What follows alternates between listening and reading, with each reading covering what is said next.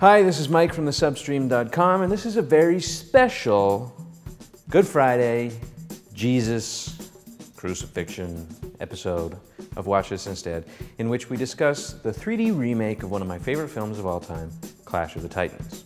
I'm not, however, going to talk about the remake in terms of the original film, because that doesn't really actually get us anywhere. And it's not of any interest to anybody that's not a nerd about stop-motion animation and Ray Harryhausen like myself. What I do want to talk about, however, is the remake in terms of a film that crosses the line, that lines itself up looking at the line, backs up, vaults clearly over the line that separates joyous, big-budget Hollywood blockbuster excess and miserable, stupid, simplistic, lowest common denominator crap, which the remake of Clash of the Titans is.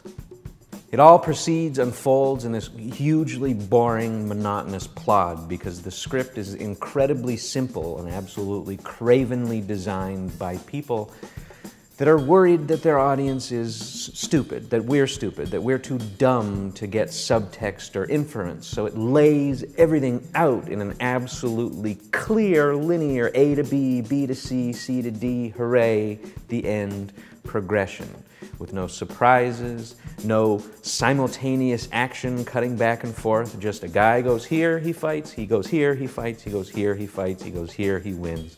The end. They think we are stupid. Somehow they found a way to make this film boring, this film about a demigod fighting giant animated beasts. They made it boring, and they did that because they think that their audience, they think that we are stupid. They think that we need to have everything laid out for us in a linear progression, that everything needs to be explained to our proxy, Perseus, in the film, so that when someone dies, a character leans down and puts 2 coins on the eyes of the dead person and says to Perseus, "A bribe for the ferryman." And when they see winged horses in a forest, they say, "Perseus, this is a Pegasus. It's a special winged horse that men cannot ride. You, however, are a demigod." And then later, when they get to the river Styx, Perseus, having forgotten his instructions about the bride for the ferryman and having been given a special gold coin by Zeus, says, "I don't know, I've got this coin, we're at the river Styx. What could we better swim."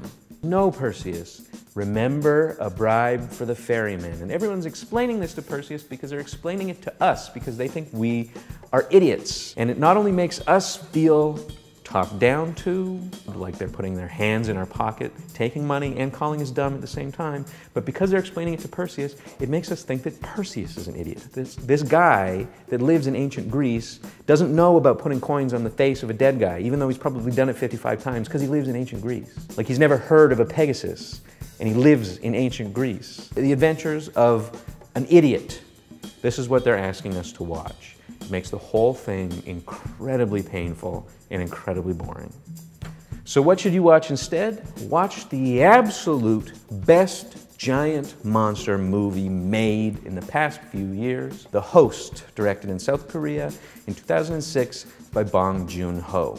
Like Clash of the Titans, it's about a slightly stupid guy fighting a really mean giant beast trying to save his family, except in The Host, he's supposed to be slightly stupid because that's his character rather than a byproduct of the filmmakers thinking that their audience is stupid.